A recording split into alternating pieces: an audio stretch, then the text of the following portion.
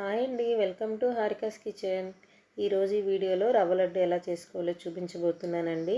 మీకు కనుక ఈ వీడియో నచ్చితే లైక్ చేయండి, సబ్స్క్రైబ్ చేసుకోండి.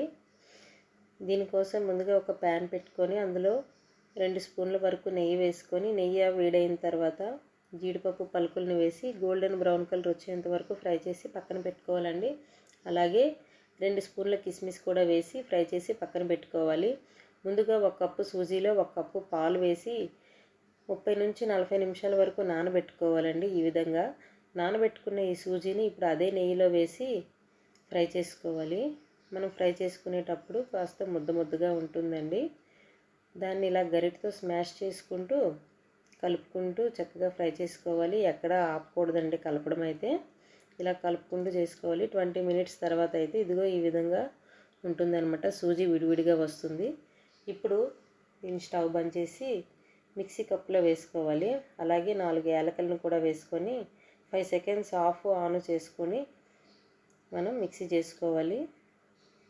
చూడండి, ఇక్కడ సూజీ అయితే పొడిగా వచ్చింది. ఇప్పుడు దీన్ని పక్కన పెట్టుకోండి.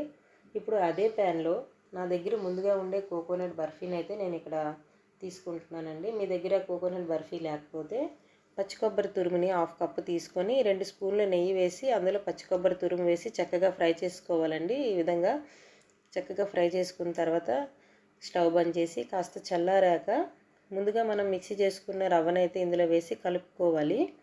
ఇలా ఒకసారి అంతా కలుపుకున్న తర్వాత పౌడర్ షుగర్ అయితే యాడ్ చేసుకోవాలండి. నేనైతే ఇక్కడ 1/2 cup 2 spoons extra powder sugar అయితే యాడ్ చేసుకున్నాను. ఎందుకంటే కోకోనట్ బర్ఫీలో ఆల్రెడీ మనకి షుగర్ ఉంటుంది కాబట్టి నేను చాలా తక్కువ యాడ్ చేశానండి. పచ్చి కొబ్బరి తురుము యూస్ చేసే వాళ్ళైతే 1 కప్పు వరకు కూడా పౌడర్ షుగర్ అయితే యాడ్ చేసుకోవాలి. అలాగే మనం ముందుగా వేయించి పెట్టుకున్న జీడిపప్పును కిస్మిస్ని కూడా వేసి చక్కగా అంతా కలుపుకొని ఇలా ఉండలుగా చేసి పక్కన పెట్టుకోవాలండి. చూసారు కదా ఎంత జ్యూసీగా ఉన్నాయో రవ్వ లడ్డూలు అయితే. ఎంతో టేస్టీగా ఉండే రవ్వ లడ్డు అయితే రెడీ అయిపోయిందండి. మీకు కనుక ఈ వీడియో నచ్చితే లైక్ చేయండి, సబ్స్క్రైబ్ చేసుకోవడం మాత్రం మర్చిపోకండి. Thank you for watching.